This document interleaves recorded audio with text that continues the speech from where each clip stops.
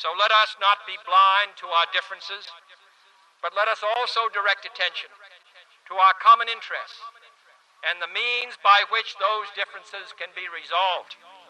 And if we cannot end now our differences, at least we can help make the world safe for diversity.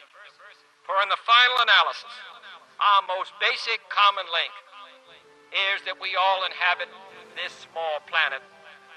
We all breathe the same air. We all cherish our children's future, and we are all mortal. On October 14, 1962, an American U-2 spy plane caught Russia doing some suspicious activities in Cuba. What resulted in the finding could have jeopardized the air that we breathe, the children that we cherish, and the planet that we inhabit. If this spy plane did not catch what it did, we may have never found out that the premier of Russia, Nikita Khrushchev, was deciding on building nuclear missiles in Cuba. President Kennedy and his advisors knew that one wrong move could lead to the death of 20 million Americans and million more between both countries. Fortunately, both countries solved their issues politically, but what caused tensions between these two countries to be so high? It has been concluded that Cuban Missile Crisis was not a crisis at all, but a battle of wits to see which president will back down first. Fidel Castro was born in 1926 to a family of farmers. His anti-imperialistic views were formed early and eventually went on to study law at the University of Havana. Fidel Castro would go on to lead a guerrilla-style army to overthrow the government in Cuba. Castro was successful in overthrowing the government, but the United States was not so pleased with who would take on leadership in Cuba. The tension between these two countries can be traced back to the late 1950s. As soon as Fidel Castro took power of Cuba in 1961, the U.S. went from supporting Cuba and the revolution to sending the CIA to investigate Castro and even attempt to assassinate him numerous times. The tension between these two countries did not ease when Cuba openly aligned itself with the Soviet Union and their policies.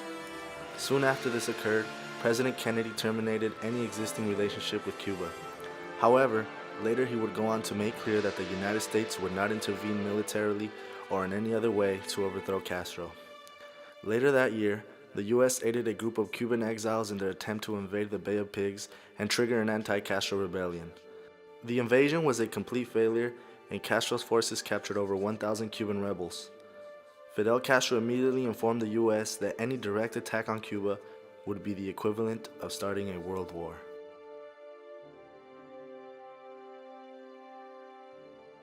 Born to a poor family in 1894, Nikita Khrushchev had a very minimum education, and when he turned 24, he joined the Red Army during the Russian Civil War. In 1929, Khrushchev moved to Moscow and attended Stalin's Industrial Academy and quickly moved up rank. Khrushchev became the first secretary of Moscow City Party Committee in 1938.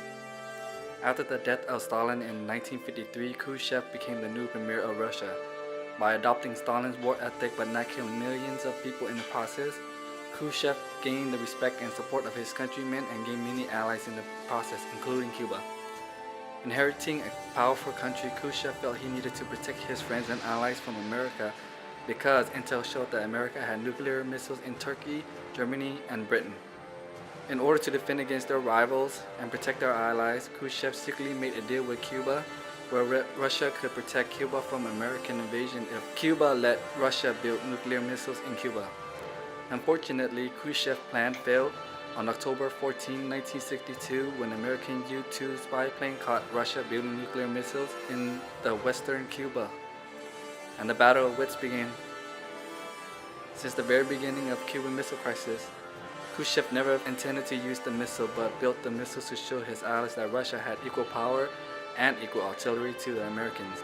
After the exposure of the nuclear missile, Khrushchev tried to bully the Americans by acknowledging the fact that America knew Russia was building nuclear missiles. This backfired when John F. Kennedy ordered a quarantine surrounding naval ships along the border of Cuba, blocking any supply ships sending nuclear materials to Cuba. What America didn't know at the time was Russia had 94 active nuclear missiles ready to deploy if the United States were to invade Cuba. Just like President Kennedy, Premier Khrushchev did not want to kill millions of innocent people, but wanted to find a diplomatic solution. Khrushchev also didn't want to look weak towards his allies and held out as long as he could till President Kennedy made his move. On October 22, 1962, President John F. Kennedy announced that the Soviet Union has placed nuclear weapons in Cuba. In response, the United States will blockade around the island to prevent any more offensive weapons from entering Cuba. Kennedy also warned the Soviets that any nuclear attack from Cuba would be seen as an act of war, and the United States would retaliate with a nuclear strike as well. The perfect move this proved to be. If Kennedy had ordered an invasion, Soviet generals in Cuba were already cleared by Nikita Khrushchev to launch the nuclear weapons at United States. The United States would have retaliated by firing their own missiles back. With the amount of nuclear weapons involved, the entire world would have been put in a nuclear winter to end all life on the planet. In retrospect, the Cuban Missile Crisis was not as serious as it was made out to be by the American people. Because the US is on the western side of the world, the United States is not a country that is in constant fear or threat of war.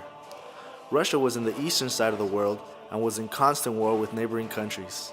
They had even been invaded 3 times, whereas Americans had only one minor invasion by the British, which was more than 100 years prior. The result of that invasion was the burning of the White House with no casualties at all. From a perspective outside of the US, the crisis was not as serious as it was actually made out to be. Sure, it was possible that one of the leaders might launch a nuclear missile, but the likelihood of that occurring was much smaller than it was made out to be. The group of leaders were ultimately in a battle of wits and a battle of power to see which one had the least amount of resistance. In the end, there was no nuclear weapon launch, nor was there any country invaded. This event would serve to prove the leadership of President Kennedy, and it would show the world that the United States does not negotiate with terrorists.